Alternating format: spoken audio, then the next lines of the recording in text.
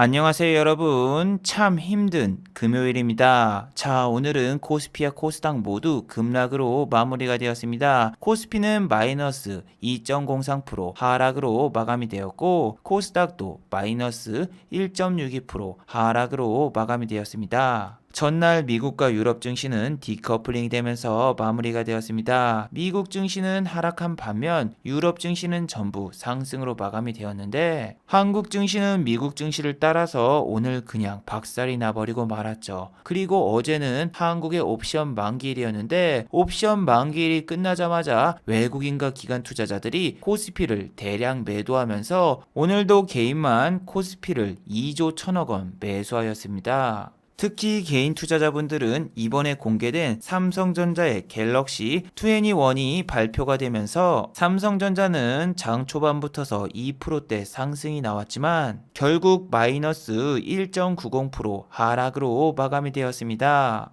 자, 과연 지금 한국 증시가 이렇게 내리고 있는 이유는 무엇일까요? 미국의 슈퍼 경기 부양책도 예상대로 진행되고 있으며, 파월 연준 의장 역시 금리 인상을 하지 않겠다라고 공식적으로 발표를 했습니다. 그리고 아시아 증시에서도 한국 증시만 가장 큰 낙폭을 보여주었는데, 자, 과연 다음 주 한국 증시는 어떤 모습을 보여줄까요? 외국인과 기관의 차익 실현 매물이 쏟아지면서 오늘처럼 다음 주도 급락이 나올까요? 아니면 다음 주는 외국인과 기관의 매수세가 들어오면서 한국 증시가 다시 한번 반등이 나올까요? 오늘 이 시간에 한번 알아보도록 하죠. 자, 지금 시각이 4시 22분입니다. 시간의 단일가 유럽장, 미국장, 그리고 야간 선물도 다 끝나지 않았습니다. 그래서 몇 가지는 배제를 해보고 진행해 보도록 하겠습니다. 자, 그럼 먼저 해외 시황과 국내 시황, 그리고 이번 주 특징주를 한번 살펴보도록 하겠습니다. 자, 그럼 먼저 해외 시황입니다. 자, 먼저 해외 시황입니다. 다우는 어제 마이너스 0.22% 하락으로 마감이 되었습니다. 장 초반까지 다우는 정말 좋은 모습을 보여주었습니다. 분명 악재 뉴스가 있었는데도 불구하고 또 한 번 52주 신고가를 달성했고, 장 막판에는 갑자기 급락이 나왔습니다. 나스닥도 다우와 완전히 똑같은 모습을 보여주었는데, 장 초반에는 52주 신고가를 달성하며 플러스 0.69%까지 상승을 했다가 장 막판에 마이너스 0.12% 하락으로 마감이 되었습니다. 도대체 어제 미국 증시에는 무슨 일이 있었길래 이렇게 하락 반전이 나왔을까요? 일단 어제는 미국의 실업수당 청구자 수가 공개가 되었습니다. 매주 목요일은 미국의 실업수당 청구자 수가 공개가 되는데, 이번 주 미국의 실업수당 청구자 수는 지난주보다 18만 명이 늘어났는데, 최근에 미국 증시는 실업수당 청구자 수가 늘어났다고 해서 증시가 하락하는 일이 거의 발생되지 않았습니다. 어제도 마찬가지였죠. 그래서 미국의 실업수당 청구자 수가 공개되었는데도 불구하고 다우와 나스닥은 52주 신고가를 지키고 있었죠. 어제는 미국 증시를 보실 때 체크해야 되는 두 가지 이벤트가 있다고 여러분들에게 말씀을 드렸는데, 다들 기억하고 계시나요? 어떤 이벤트였죠? 네, 바로 미국의 슈퍼 경기 부양책과 내일은 파월의 웹 세미나가 열리는데, 거기서 파월의 발언에 주목해보라고 여러분들에게 말씀을 드렸죠. 저는 어제 실시간으로 파월 연준 의장의 웹 세미나를 봤었는데, 파월 연준 의장은 이런 이야기를 했습니다. 인플레이션이나 불균형이 나타나지 않는다면 금리를 올리지 않을 것이다. 그리고 지금 현재 연준에서 실행하고 있는 회사채 매입과 채권 매입은 계속될 것이다. 이렇게 발언하였습니다. 또 만약에 미국의 금리 인상이 진행될 경우에는 한참 전에 시장과 소통하면서 이야기를 할 테니 걱정하지 말아라. 이렇게 발언을 하였어요. 저런 이야기를 들으면 여러분은 어떤 생각이 드시나요? 저는 당연히 금리 인상을 안 하는구나, 다행이다, 이렇게 생각하면서 안심도 하고 당연히 미국 증시가 상승할 것이라고 생각을 했어요. 그런데 시장에서는 이 발언을 조금 다르게 해석을 하더군요. 파월 연준 의장의 웹 세미나가 끝난 다음에 미국의 국채 금리는 다시 한번 치솟기 시작했습니다. 미국의 국채 금리는 장중에 플러스 0.80%였는데 웹 세미나가 끝나자 1.13%까지 치솟기 시작했습니다. 그리고 미국의 추가 경기 부양책은 오늘 장중에 발표가 되었는데 예상대로 1조 9천억 달러의 추가 경기 부양책이 진행될 예정입니다. 저 뉴스가 나오고 미국의 야간 선물을 체크하셨나요? 오늘 장 초반에는 미국의 S&P 500과 나스닥 야간 선물이 이렇게 플러스로 상승 중이었는데 장중에 미국의 추가 경기 부양책 뉴스가 나온 다음에는 마이너스로 전환이 되었죠. 미국의 S&P 500과 나스닥 야간 선물이 마이너스로 전환이 되자 한국의 금융투자는 적극적으로 매도를 하면서 오늘 기관은 무려 1조 4천억을 코스피에서 매도했고 코스피 지수는 그 덕분에 마이너스 2.03%까지 하락하고 말았죠. 자, 오늘 한국 증시가 도대체 왜 하락을 했고 파월 연준 의장의 발언은 분명히 긍정적이었는데 왜 미국 증시는 그걸 부정적으로 받아들였을까요? 그 이유는 파월 연준 의장이 금리 인상은 없다고 분명히 이야기했지만 추가적으로 경기 부양책을 언급을 안 했습니다. 회사채를 더 적극적으로 매입을 하거나 혹은 채권을 더 매입하겠다 이런 식의 발언이 없었기 때문에 시장에서는 오히려 이거를 호재로 보기보다는 악재로 받아들였습니다. 그 덕분에 안전자산인 채권으로 자금이 몰리기 시작했습니다. 주식은 위험자산이고 채권은 안전자산입니다. 안전자산인 채권의 가격이 올라가면 주식시장은 보통 떨어지는데 미국의 국채 금리가 장중에는 플러스 1.08%였는데 무려 1.13%까지 상승했습니다. 미국의 국채 금리는 보통 하루에 0.002% 이런 식으로 움직이는데 어제는 무려 하루에 0.5%가 움직이고 말았죠. 그리고 미국의 추가 경기 부양책이 발표되었는데도 불구하고 오늘 시장은 왜 이렇게 급락했을까요? 그 이유는 어제도 말씀드렸지만 미국의 추가 경기 부양책이 발동이 될 경우에는 미국의 재정 적자 역시 늘어나기 때문입니다. 그래서 지금 공화당 측에서는 미국의 슈퍼 경기 부양책의 금액을 축소해야 된다라고 주장을 하고 있는 거죠. 그리고 여러분 어제 영상 마지막에서 분명히 이 화면을 보여드리면서 얘기를 해드렸죠.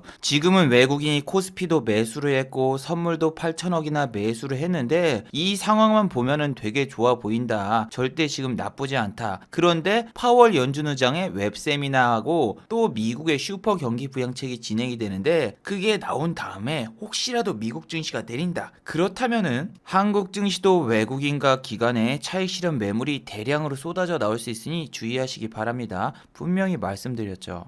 여러분 우리나라는 말이죠. 태생적으로 지수와 주식은 횡보를 하잖아요. 그러면은 하락할 가능성이 높지 상승할 가능성은 상당히 적어요. 이렇게 한 달 내지 하락을 하면은 갑자기 밑으로 빵 빠져버려요. 그리고 밑에서 지지하다가 다시 올라갔다가 또 빠졌다가 이렇게 굴곡이 있어야 되는데 지금 증시는 너무 과열이 돼서 이렇게 횡보를 해도 밑으로 안 빠지고 오히려 위로 올라가 버리는 상황이 나와서 혹시라도 이번에 횡보하다가 올라가지 않을까 했는데 좀 다른 모습이 나오네요. 물론 지난번처럼 이렇게 확 빠졌어도 다음날부터 또 올라갈 수가 있습니다. 지금 S&P 500과 나스닥 야간 선물을 보시면 그렇게 많이 안 빠졌는데 미국 증시가 오늘 어느 정도 받쳐주면서 상승이 나온다면 다음 주에 한국 증시가 그렇게 현재는 나빠 보이진 않거든요.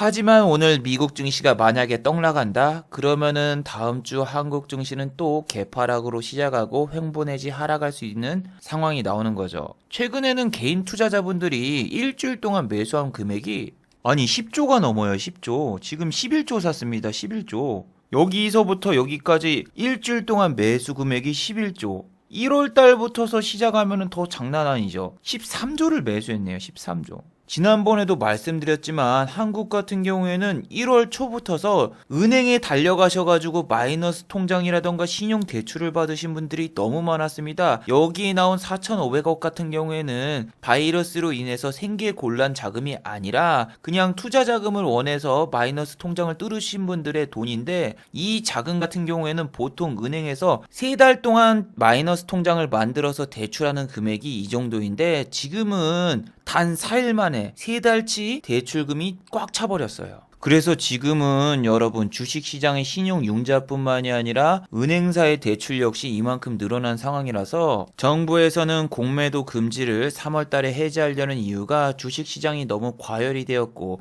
투기성 자금이 많이 들어왔기 때문에 공매도를 한다는 얘기도 나오고 있죠.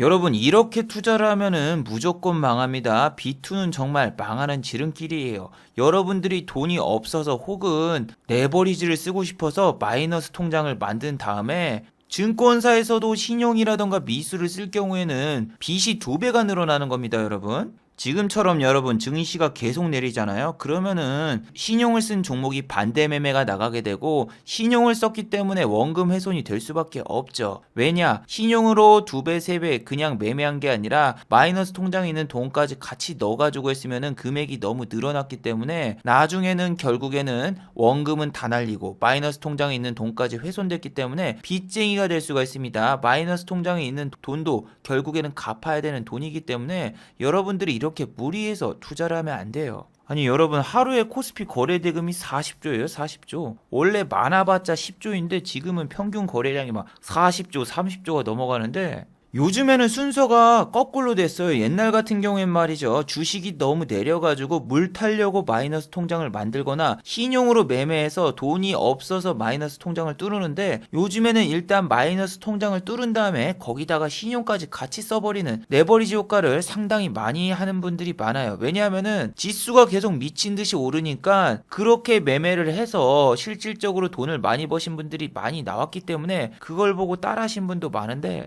여러분 그건 정말 양날의 검이에요. 삼성전자 같은 경우에도 지금 9만원대가 아니라 다시 8만원대에 진입했고 하이닉스 같은 경우에도 14만원까지 갔던 주식이 지금은 12만원대로 내려왔고 현대차 같은 경우에도 최근에 계속 내리고 있기 때문에 조정이 오면은 더 싸게 살 수가 있는데 오히려 지금이 매수 찬스다 가자 하면서 요즘엔 매일 1조, 2조, 3조, 4조 이렇게 질러버리니까 외국인과 기관들이 정말 얄팍하게 여러분들을 좀 가지고 노는 경향이 있죠. 오늘 같은 경우에도 기관이 아침에 보셨어요? 자, 잘 보세요. 아침에 보시면 금융투자가 9시 15분에 1,000억 원 이상 매수를 하고 있죠.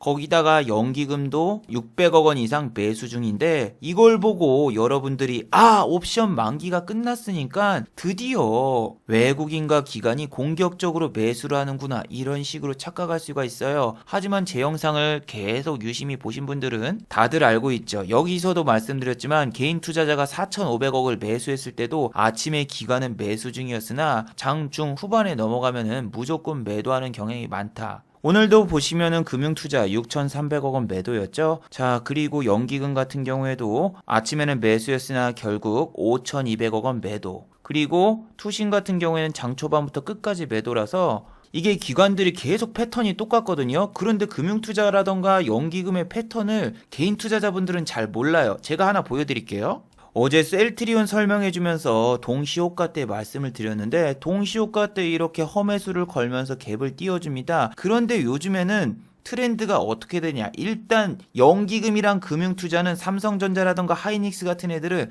일단 장초반에 사면서 갭을 띄워줍니다. 그리고 9시 30분까지는 매수로 잡혀 있어요. 자 보세요. 보시면은 1차 매동 나올 때 어때요? 연기금 매수로 잡혀 있죠? 그리고 삼성전자 오늘 몇 프로 올랐어요? 장 초반에 2.34% 올랐어요. 장 초반에 동시호가 때 연기금이랑 금융투자 투신 애들이 잠깐 올려줍니다. 그러면은 아침부터서 투심이 위로 올라가기 때문에 돈을 그렇게 많이 안 써도 삼성전자는 아침에 쭉쭉 올라가요. 그런 다음에 10시 넘어서 두 번째 매동을 보세요. 연기금이랑 투신이랑 다 어떻게 됐습니까?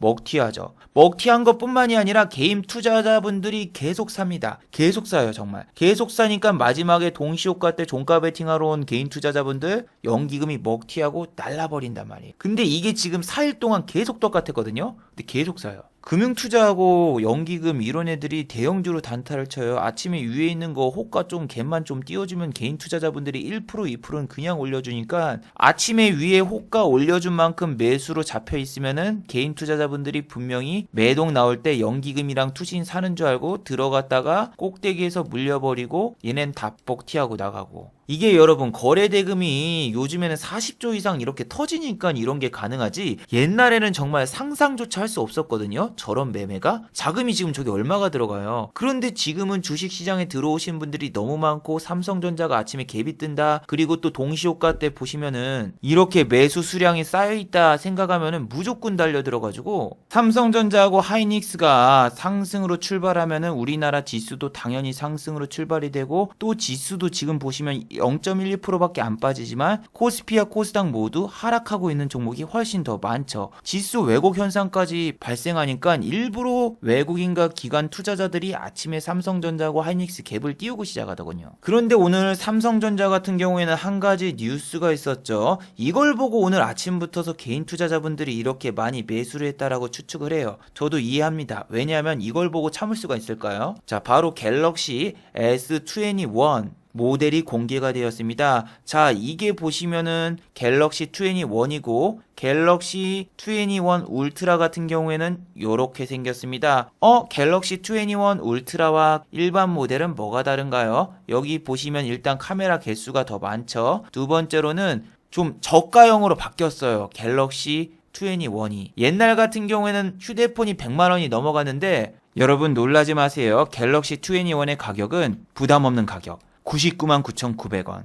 와, 잭필드 3종 세트하고 비슷한 가격에 판매가 되고 있네요. 그리고 여러분, 이 갤럭시 21의 특징은 다운그레이드 모델입니다. 액정이 보시면 풀 HD, 보통은 QHD인데 오히려 다운그레이드가 됐고, 메모리를 보세요. 메모리가 8기가예요. 보통 12기가에서 16기가인데 오히려 다운그레이드가 됐죠.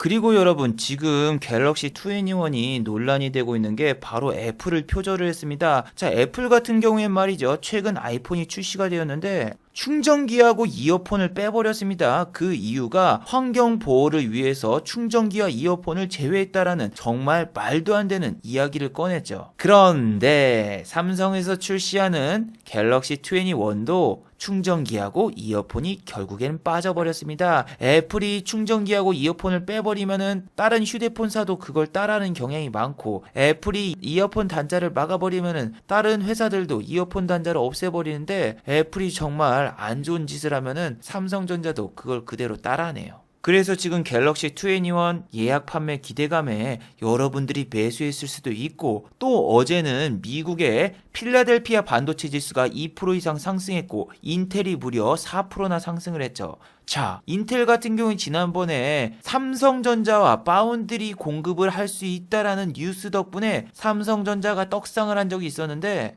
아니 저는 정말 무서운 게 뭐냐면은 요즘에는 가짜뉴스 확인되지 않은 뉴스가 상당히 많고 의심되는 뉴스가 많은데 개인 투자자분들이 너무 많으니까 일단 지르고 봐요. 애플이랑 LG하고 손잡는다, 애플이랑 현대차하고 손잡는다, 확인되지 않고 아직 확정이 안 되는데도 불구하고 일단 지르고 그 주식이 막 떡상을 합니다.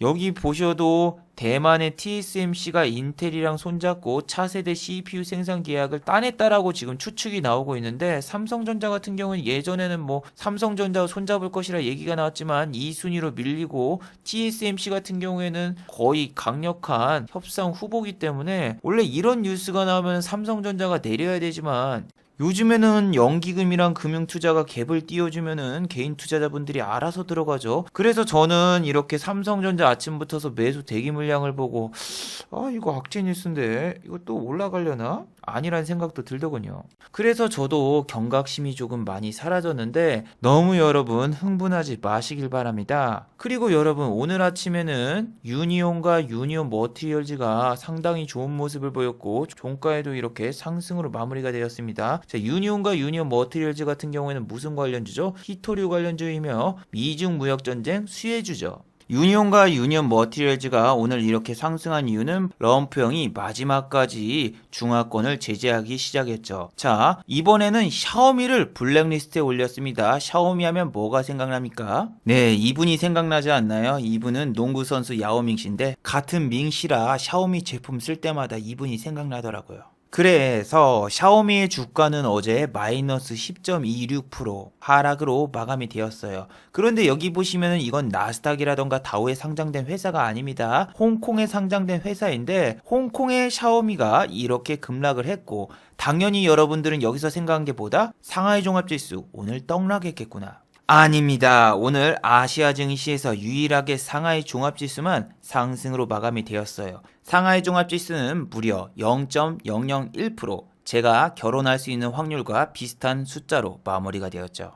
그런데 여러분, 유니온이랑 유니온 머티리얼즈가 이렇게 종가에 상승을 했다고 해도 들어가시면 안 돼요. 시간의 단일가에서 이거 한 틱 오르고 그랬다고 해도 럼프형 지금 임기가 몇 일 남았어요? 5일 남았습니다. 지금 럼프형 임기가 5일밖에 안 남았는데 탄핵을 진행하고 있어서 이 5일도 제대로 활동을 못할 거예요. 그래서 럼프형 임기가 5일밖에 안 남아서 제가 오늘 S5일의 주가를 보니까 마이너스 3.09%로 마감이 되었는데, 역시 럼프형이 임기가 5일밖에 안 남아서 마찬가지로 내렸네요.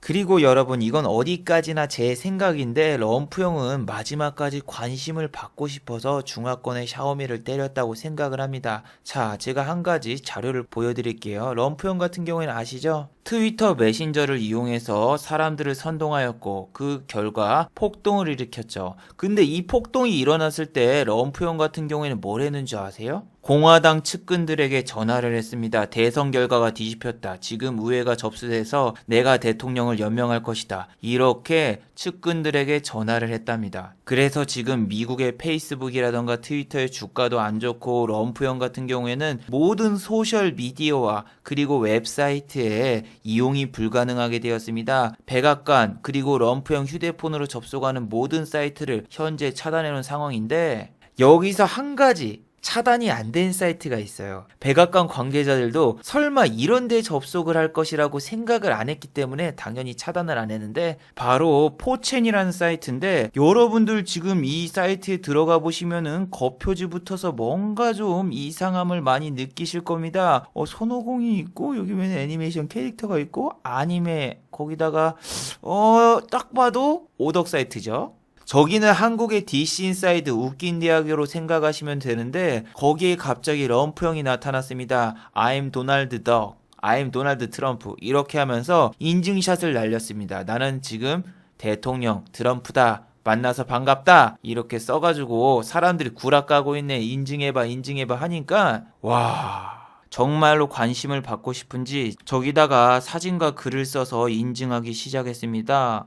그래서 나중에는 당연히 저기서도 차단을 시켰다고 하는데, 지금 럼프형이 샤오미를 때린 것은 중화권을 견제하려고 때린 게 아니라 마지막까지 나를 좀 봐줘, 관심 받고 싶다, 이런 의미에서 아마 샤오미를 제재하지 않았을까, 이 생각을 합니다. 그래서 유니온과 유니온 머티리얼즈 같은 경우에는 지금 상당히 위험하다고 봅니다. 지금 3일째 약간 반등이 나왔는데 이렇게 반등 나와봤자 또 빠질 가능성이 지금은 상당히 높아요. 단기적인 이슈로 올랐다가 단기적으로 내리는 종목이 바로 유니온 머티리얼즈고, 럼프형이 퇴임하면은 이 종목은 상승을 기대하기 상당히 힘든 종목이죠.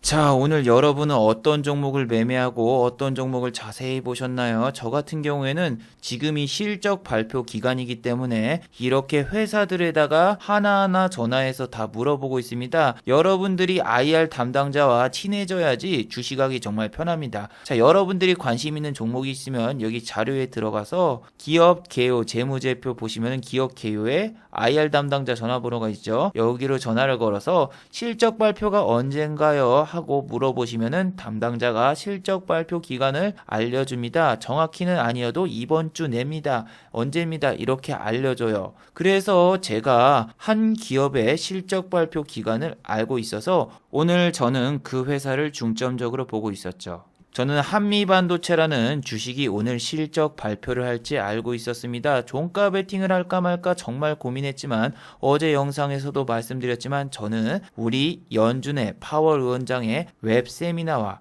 그리고 슈퍼 경기 부양책이 체결이 안 되면은 미국 증시가 내릴 거라는 두려움에 솔직히 종가 베팅을 할 수가 없었습니다. 자, 한미반도체의 특징을 여러분에게 잠깐 알려드리면은 이런 게 있습니다. 자, 한미반도체는 제가 수십 번 매매를 했고 제 매매 내역을 수백 번 보여드렸지만 그때마다 말씀드리는 거, 실적 발표 후 어닝 서프라이즈면 무조건 갭 뜨고 시작합니다. 기본 10% 이상 상승하는 경우가 많았어요. 상한가는 절대 못 가며 장, 중, 후반에 밀려서 내려갑니다. 그리고 실적 발표 이후 다음날 횡보. 자, 보세요. 한미반도체 같은 경우에는 2020년도 7월 20일 날 실적 발표를 한 다음에 보시면 얼마가 상승했습니까? 21% 상승했죠. 하지만 상한가를 못 갔어요. 그리고 그 다음날 이렇게 보시면 많이 오른 것 같지만 안 올랐어요. 2% 오른 거예요. 이게 이렇게 올랐던 걸 보고 와 많이 올랐네. 아닙니다. 2%예요. 여기서 그 다음날 내려가지고 이렇게 횡보를 하면서 한 달을 왔다 갔다 했어요. 그래서 이 종목의 특징이 뭐다? 실적 발표하면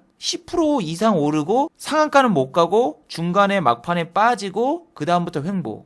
근데 이때 7월 20일 날 보시면은 이제 실적 발표 기간에 안 들어갔고 여기서부터 여기까지 전부 다 한미반도체만 매매를 했었어요. 실적 발표는 너무 올랐기 때문에 매매를 안 했고 나중에는 그냥 이쪽에선 놔줬는데 결과적으로는 잘했었죠.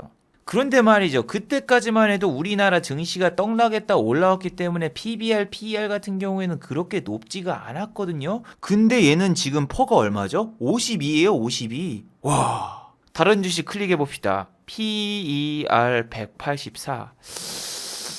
왠지 한미반도체가 선녀처럼 보이지 않나요? 아니, 시제는 지금 주식이 반토막이 났는데도 지금 PBR, PER이 저렇게 높아요. 그래서 그나마 공략하기 좋은 게 한미반도체. 아까 보시면 PER, PBR이 다른 애들은 다 100이 넘어가고 200이 넘어가고 그런 애들이 너무 많단 말이에요. 그 중에서 50이면 그나마 좀 괜찮아 보이지 않나 생각하고 얘를 노리고 있었고 종가 베팅을 때리면 무조건 먹을 수 있을 것 같지만 저는 쫄보였기 때문에 종가 베팅을 못했어요. 근데 아침까지는 되게 기분이 좋았다? 왜? 미국 증시가 내려서. 그럼 얘 분명히 빠지고 시작하거나 좀 밀리면서 시작하겠지. 그럼 난 밀리면 잘해요. 밀리면 산다. 기다리고 있었는데 아침부터서 한미반도체? 아니 잡을 기회를 안 주더라고요. 그냥 쑥 올라가는데 그냥 바로 VH 찍고 위로 쑥 올라가는데 말씀드렸죠. 얘는 상한가 못 가. 그러면은 이렇게 넘어가면은 놔줘야 돼요. 여기서 이게 지금 막 4천주 들어왔다? 뭐 4천 짜정도 아니고 이거 4천주 들어왔다고 해도 신경 쓰지 말고 이런 데선 들어가면 절대 안 돼요.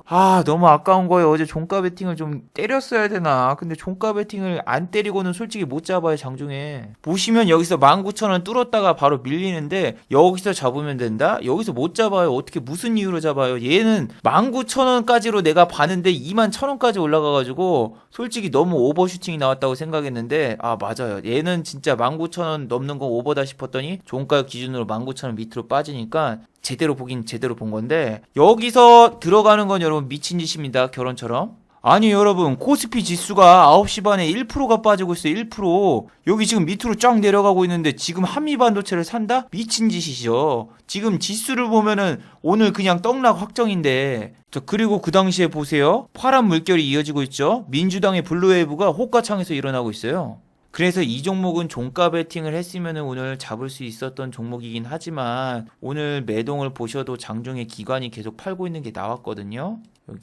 여기 보시면 장중에 기관이 이렇게 계속 팔고 있는 게 나왔기 때문에 접근하기 거의 힘들었던 종목이 아니었나. 그 대신 이걸 보면 무슨 생각이 든다? 퍼라던가 PBR, PER이 좀 내려있는 종목 중에서 실적이 어느 정도 나오면은 당연히 어닝 서프라이즈 판정을 받고 아침에 갭이 뜬다. 어떤 상황에서도 미국 지수가 떡나가거나 한국 지수가 내렸을 때도 이거는 잘 기억해 두시기 바랍니다. 그리고 이틀 전에 올렸던 이 영상에서 무차익 공매도에 대해서 제가 한번 말씀드렸는데 제가 좀 더 쉽게 설명을 해드리자면 이런 거예요. 자, 이걸 보면 불법 무차익 공매도를 쉽게 이해할 수 있죠. 아니 내가 50만원짜리 핸드백을 사줬는데 고맙다는 말도 못하고 꼭 이렇게 말을 해야 되겠어? 아니 오빠 내가 받고 싶은 루이비통 가방은 100만원짜리야. 근데 오빠가 돈이 없는 것 같으니까 내가 샤넬 거 50만원짜리 손해봐가면서 샀는데 내가 오빠를 위해서 가방을 포기했는데 이러면은 오빠가 나한테 고마워야 되는 거 아니야? 내가 50만원이나 손해를 보고 오빠가 나한테 50만원짜리 사줬으니까 내가 어떻게 보면 오빠한테 50만원을 준 거랑 다름없는데 왜 오빠는 오빠 위주로만 생각해? 자, 여기서 쉽게 정리를 해보면 이런 거죠. 공매도는 증거금을 내고 주식을 대여해서 매도를 하는 겁니다. 불법 무차익 공매도는 주식부터 매도를 하고 나중에 상환을 하기 때문에 불법 무차익 공매도는 돈이 하나도 안 들어가는 거죠. 그리고 우리나라에서는 무차익 공매도는 불법입니다. 이 여자분은 50만 원을 준 것도 아닌데 일단은 50만 원짜리 가방을 자기가 샀으니까 불법 무차익 공매도로 수익을 거뒀고 남자분은 손해만 받고 이것만 보면은 쉽게 알 수 있죠. 참고로 이 카톡은 제 카톡이 아닙니다. 저는 여자친구가 없습니다. 자, 그리고 오늘 또 현대차가 많이 내렸는데 현대차에 관한 이야기는 어제 영상에서도 말씀을 드렸죠. 디젤차 생산 중단은 분명히 현대차의 악재다. 그리고 또 오늘 여기 이베스트 증권에서도 레포트가 나왔지만 애플과 이상적인 협력 구도는 사실상 어렵다. 이런 레포트가 나왔죠. 어제 영상에서도 말씀드렸지만 현대차가 애플의 하청업체로 들어가는 것은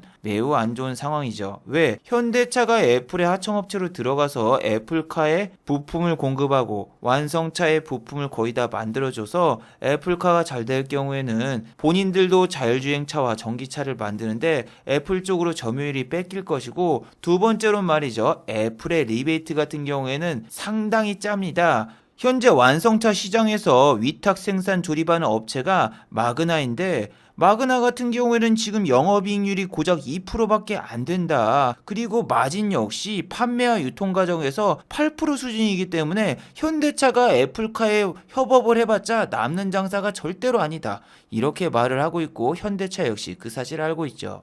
그리고 여러분, 애플 같은 경우에는 전 세계에서 하청업체에게 리베이트가 짜기로 유명합니다. 소금처럼 말이죠. 자, BH하고 인터플렉스, LG 이노텍 같은 경우에는 애플이 실적이 아무리 잘 나와도 영업이익이나 실적이 개선이 되지 않습니다. 자, 여기 보시면 말이죠. BH의 실적을 한번 볼까요? 분기별로? 작년 6월에는 마이너스가 찍혀 있고 영업이익이 줄어들고 있죠. 그러면은 2020년도 3월과 6월에 애플의 실적은 어땠을까요?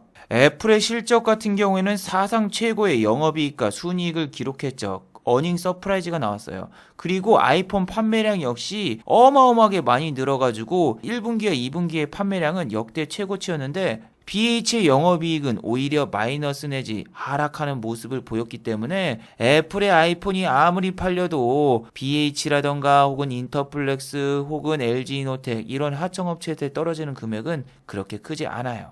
지금 현대차 위기가 이런 거죠. 지금 애플카 협업으로 주가가 너무 고평가를 받고 있고, 또 자동차 판매 같은 경우에는 보통 1분기가 비수기인데 이번 실적이 잘 나올 리가 없죠. 그리고 이번에 발표되는 실적은 2020년도 4분기의 영업 실적인데 4분기 실적 발표가 이루어지면은 오히려 차익 실현 매물이 나올 가능성이 높고, 또 실적 발표를 할 때 공매도도 그 시기에 같이 부활할 가능성이 높습니다. 그렇다면 현대차는 공매도 타겟 1순위가 될 수 있죠.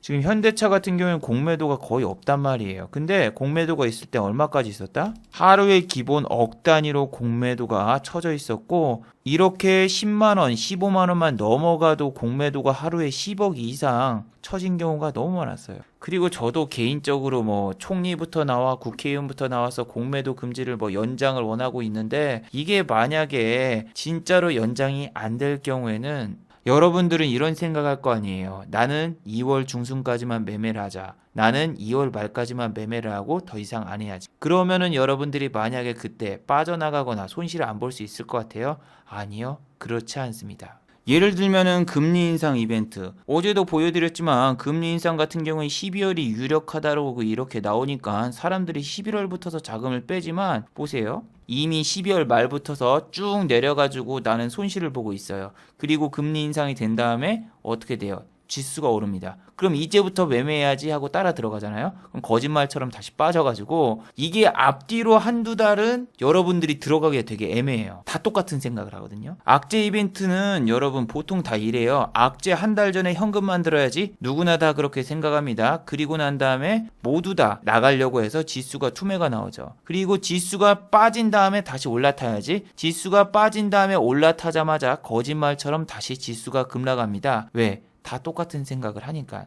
그리고 이렇게 올라타자마자 거짓말처럼 추가 악재 이벤트가 또 등장하면서 이렇게 갔다 이렇게 가면은 내가 여기서 사고 여기서 팔고 내가 여기서 사고 여기서 팔아야 되는데 반대가 됩니다. 내가 여기서 손절하고 나니까 오르고 오르는데 다시 들어가니까 또 다시 빠지고 다시 손절하고 나가니까 또 오르고 난 또 다시 손실 보고 이게 반복돼요. 진짜 이렇게 된다니까요. 내가 여기서 팔아야지 생각하는데 나는 이쪽에서 손실 보고 이쪽에서 에이 팔아야지 하는데 바로 올라가고 아 이제 다시 올라가나 보구나 하고 들어가면 다시 빠지고 아 이제 금리 이벤트 끝났다 가자 하고 이쪽에서 나중에 따라 들어가면 이렇게 쫙 내려가가지고 한번 엇박자 타면 여러분 계좌 그냥 개털됩니다. 그렇기 때문에 저 같은 경우에는 지금 큰 돈으로 안 하고 있고 시장을 약간 좀 관망하면서 좀 여유 있게 보고 있습니다. 여러분들이 공매도가 재개되면 2월 달에 나가야지 못 나갈 가능성이 진짜 높거든요. 그래서 여러분들 지금 너무 흥분하지 마세요. 자, 마지막으로 한번 정리해 보도록 하죠. 1번, 오늘 미국장을 잘 관찰해 보시기 바랍니다. 만약 오늘 또 미국 증시가 하락한다면 다음 주 한국 증시도 주가 하락이 예상됩니다. 이번에는 예견되어 있던 호재 이벤트들이 다 끝나면서 지금 세계 시장은 차익 실현 욕구가 가득하죠. 오늘도 금융투자를 비롯한 기관들이 미국의 야간 선물이 하락 반전하자마자 매도로 돌아선 것처럼 미국 증시가 만약 오늘 내린다면 다음 주 아침부터 외국인과 기관은 또 한 번 한국 시장에서 차익 실현할 가능성이 상당히 높으니 주의하시기 바랍니다. 두 번째, 다음 주는 미국의 옵션 만기일입니다. 이번 주 한국처럼 미국도 다음 주 금요일이 옵션 만기일이기 때문에 또 한 번 변동성이 커질 수가 있습니다. 아침에 미국의 야간 선물이 오른다고 해서 너무 단순하게 생각하면 안 됩니다. 이번 주 한국 옵션 만기일을 생각해 보시면 답이 나오죠. 그리고 이번 달 말에 있는 FOMC 이벤트도 주목해 보도록 하죠. 자, 유튜브 광고도 끝까지 시청해 주시면 정말로 고맙겠고 좋아요와 구독하기도 많이 눌러주시면 정말로 감사하겠습니다. 아, 그리고 또 어제 생방송 전에 후원해 주신 정말 고마운 분들이 계셨습니다. 네, 영상 밑에 있는 투네이션 후원하기 버튼을 눌러주시면 저를 후원해 주실 수 있는데 LWT님, 토니스타크님, 박경현님 후원 정말 감사드립니다. 특히 LWT님은 10,000원이나 후원을 해주셨네요. 정말 감사드립니다. 자, 다들 수고하셨고 즐거운 주말 되시기 바랍니다. 다들 수고하셨습니다.